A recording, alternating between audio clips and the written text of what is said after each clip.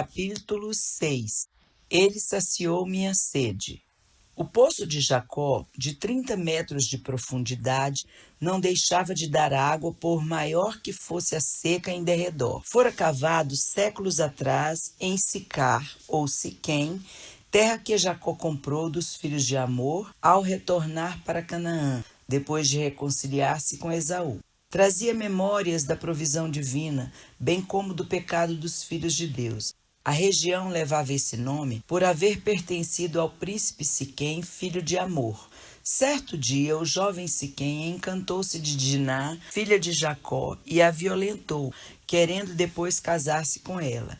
Os irmãos de Diná resolveram fazer justiça com as próprias mãos e, armando uma grande traição, mataram a Amor e a Siquém e saquearam toda a cidade.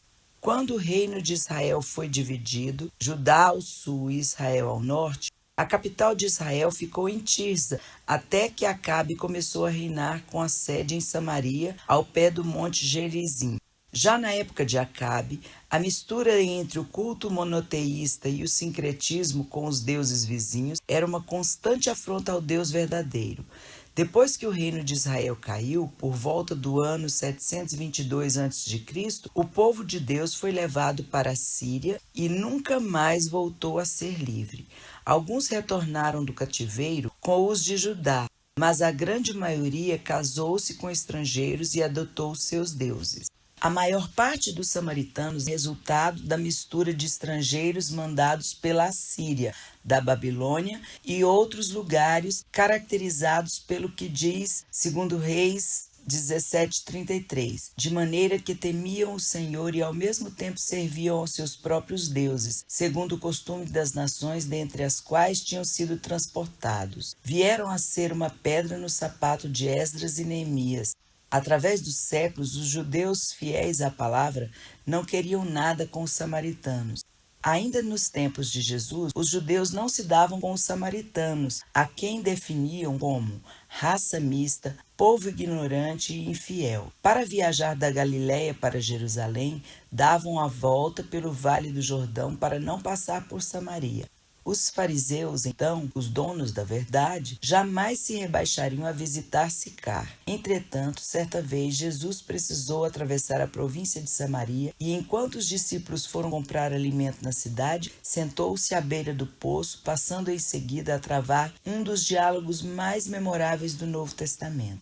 A Bíblia não registra o nome da mulher que veio tirar água sozinha ao meio-dia, mas vamos chamá-la Diná.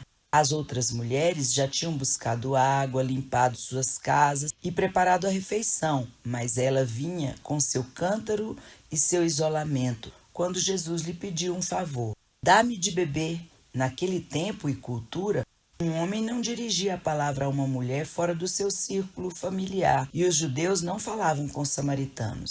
Além disso, um mestre rabino jamais ensinaria uma mulher. Jesus estava quebrando um a um os preconceitos do seu povo e começou pedindo um favor a quem não tinha muito a oferecer. Como você, um judeu, pede água a mim, que sou mulher samaritana? Jesus sabia que tipo de sede ela tinha. Diná tinha procurado satisfação no amor de um homem, mas só encontrou frustração e então procurou outro e depois outro e outro.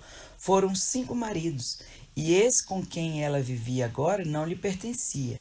Se você conhecesse o dom de Deus e quem está lhe pedindo um copo d'água, pediria e receberia água viva.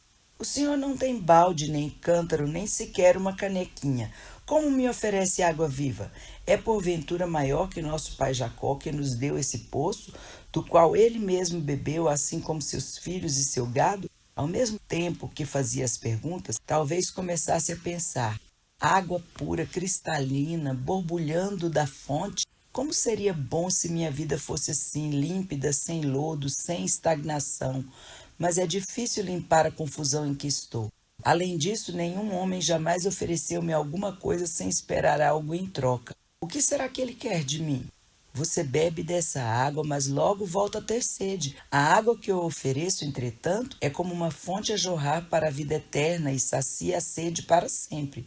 Então dê-me dessa água para que eu fique saciada e não precise mais retornar a esse poço.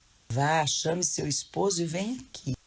A essa altura, ela já havia percebido que esse homem não era uma pessoa comum. Ele sabia o que mais a preocupava no seu interior. Não tenho marido. Você está falando a verdade porque teve vários e o que está com você agora não é seu marido. O senhor é profeta, está na cara, e talvez possa esclarecer-me uma dúvida. Nossos pais adoravam nesse monte Gerizim, e vocês judeus dizem que temos de cultuar a Deus em Jerusalém. Quem está certo? Vai chegar o dia em que vocês não adorarão nem neste monte, nem em Jerusalém. Vocês adoram sem conhecer, enquanto os judeus conhecem a palavra de Deus, porque a salvação vem deles. Mas chegará o tempo, e já chegou, em que os verdadeiros adoradores prestarão culto em espírito e em verdade, porque são esses que o Pai procura. Eu sei que o Messias virá, e quando vier, nos ensinará todas essas coisas. Eu o sou, eu que estou falando com você.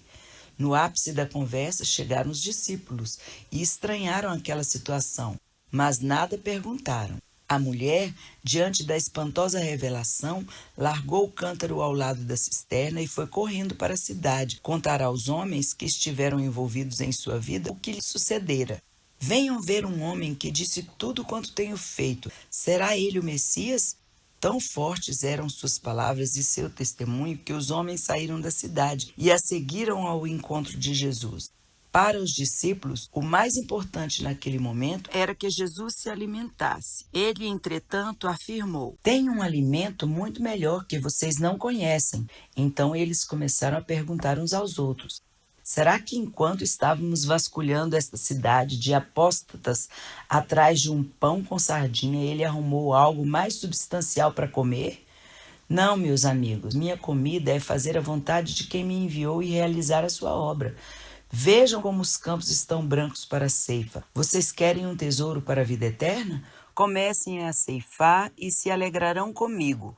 Um semeia, outro colhe, mas quem dá o fruto é o Pai. Nessa hora chegaram os molhos, Diná e seus amigos. João diz que muitos samaritanos creram em Jesus por causa do testemunho da mulher. Pediram que o Senhor permanecesse com eles e ficaram ali 2 dias. Nesse período, outros mais se acrescentaram aos cristãos, agora conquistados pela palavra do próprio Cristo, concluindo: cremos, porque nós mesmos temos ouvido e sabemos que este é verdadeiramente o Salvador do mundo. João 4,42.